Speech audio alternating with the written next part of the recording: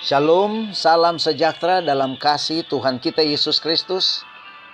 Mari kita beribadah kepada Tuhan malam hari ini melalui mendengarkan sabda Tuhan dalam buku yang diinspirasikan, buku Renubuat Maranatha, halaman 336 dengan judul Kristus kembali lagi ke bumi. Kita bersatu dalam doa. Bapa kami, Tuhan yang bertakhta dalam kemuliaan sorga, terpujilah Tuhan untuk kekal selama-lamanya. Saat ini Tuhan, kami bersyukur berterima kasih. Tuhan sudah memberkati kami sepanjang satu hari dan melakukan semua aktivitas sampai saat ini kami dalam keadaan baik.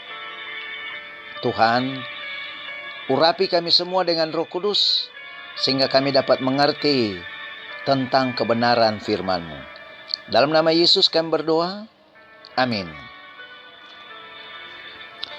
Yehuda 14 dan 15. Juga tentang mereka Henokh, keturunan ketujuh dari Adam, telah bernubuat katanya, sesungguhnya Tuhan datang dengan beribu-ribu orang kudusnya, hendak menghakimi semua orang.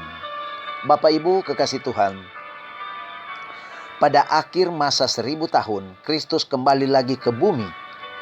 Ia disertai oleh pasukan orang yang ditebus dan rombongan malaikat-malaikat. Ketika ia turun dalam kemuliaan yang menggetarkan, ia memanggil orang-orang jahat yang mati bangkit untuk menerima nasib mereka. Mereka tampil sebagai suatu pasukan yang kuat, tidak terhitung banyaknya seperti pasir di laut. Betapa besar perbedaannya dengan mereka yang dibangkitkan kepada kebangkitan pertama. Orang-orang jahat ini tetap menunjukkan bekas-bekas penyakit dan kematian. Saudaraku, tiap-tiap mata dalam kumpulan besar orang banyak itu dialihkan untuk memandang kemuliaan anak Allah. Dengan satu suara pasukan orang jahat ini berseru, "Berbahagialah ia yang datang dengan nama Tuhan." Ucapan ini bukan diilhami oleh kasih akan Yesus. Kekuatan kebenaran mendorong kata-kata yang terlontar dari bibir yang tidak rela. Ketika orang-orang jahat masuk ke dalam kubur mereka, begitulah mereka akan bangkit dengan rasa permusuhan dan roh memberontak yang sama terhadap Kristus. Tidak ada masa pintu kasihan baru bagi mereka, di mana mereka dapat memperbaiki cacat celah kehidupan mereka waktu yang lampau. Tidak ada sesuatu yang dapat dicapai oleh masa percobaan baru ini. Pendurhakaan seumur hidup tidak melunakkan hati mereka. Suatu pintu kasihan kedua sekiranya diberikan kepada mereka akan dilalui sama seperti yang pertama, yaitu mengelakkan tuntutan-tuntutan Allah dan menggerakkan pemberontakan melawan Dia. Saudaraku, Kristus turun ke atas bukit Zaitun, yaitu di tempat ia naik sesudah kebangkitannya, dan di mana malaikat mengulangi janji kedatangannya kembali. Nabi itu berkata, "Tuhan, Allahku akan datang dan semua orang kudus bersama-sama dengan Dia." Pada waktu itu kakinya akan berjejak di bukit Zaitun yang terletak di depan Yerusalem di sebelah timur. Bukit Zaitun itu akan terbelah dua sehingga terjadi suatu lembah yang sangat besar. Maka Tuhan akan menjadi raja atas seluruh bumi. Pada waktu itu Tuhan adalah satu-satunya dan namanya satu-satunya. Sakaria pasal 14 ayat 4, 5 dan 9. Ketika Yerusalem baru dengan kemuliaan yang menyilaukan turun dari sorga, kota itu akan berada di atas tempat yang disucikan dan dipersiapkan untuk menerimanya, dan Kristus beserta dengan umatnya dan malaikat-malaikat memasuki kota yang kudus. Bapak, Ibu, Saudaraku, Kristus kembali lagi ke bumi adalah merupakan kedatangannya yang ketiga kali.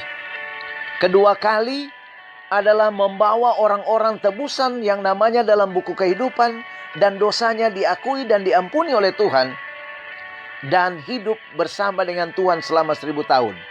Di akhir 1000 tahun, Kristus datang kembali bersama dengan rombongan tersebut di dalam kota Allah, Yerusalem baru, akan turun di atas bumi ini. Namun bumi ini masih ada orang-orang jahat yang mati. Dan pada waktu suara Tuhan membangkitkan mereka, dan mereka memandang kemuliaan Tuhan. Saudaraku, secara spontanitas mereka mengatakan tentang adilnya Tuhan. Tetapi mereka dipersiapkan untuk dihukum, untuk mati di dalam api neraka. Bapak Ibu kekasih Tuhan, biarlah saya dan saudara memilih tergolong kepada umat-umat yang berada di dalam kota Allah itu. Kita bersatu dalam doa. Tuhan, terima kasih banyak untuk kebenaran yang telah diungkapkan oleh Tuhan tentang masa depan yang cerah bagi setiap umat-umat Tuhan yang rendah hati, tidak memiliki sifat pemberontakan, tetapi memiliki sifat yang suka menerima sebagaimana Tuhan Yesus telah menteladankan sifat tersebut. Walaupun ketidakadilan akan didapat oleh setiap umat Tuhan, tetapi Tuhan sendiri akan memberikan kami upah yang kekal. Karena Tuhan sendiri pun diperlakukan secara tidak adil. Dan Tuhan pun menerima keadaan itu demi untuk menebus kami. Terima kasih Tuhan untuk janji penebusan itu dan keselamatan nanti Tuhan berikan buat kami. Bapa di sorga, kami terus berdoa untuk setiap rumah tangga yang sampai saat ini mereka belum dapatkan keturunan. Tuhan, kami semua bersatu hati memohonkan dengan iman, mari Tuhan Engkau berkati untuk rumah tangga ini. Sementara yang sakit, Tuhan jamah, Tuhan pulihkan, sembuhkan mereka. Orang-orang yang lanjut usia, Tuhan berikan iman yang kuat untuk selalu berharap kepadamu. Ampuni dosa kami Tuhan, dalam nama Yesus kami berdoa. Haleluya. Amin.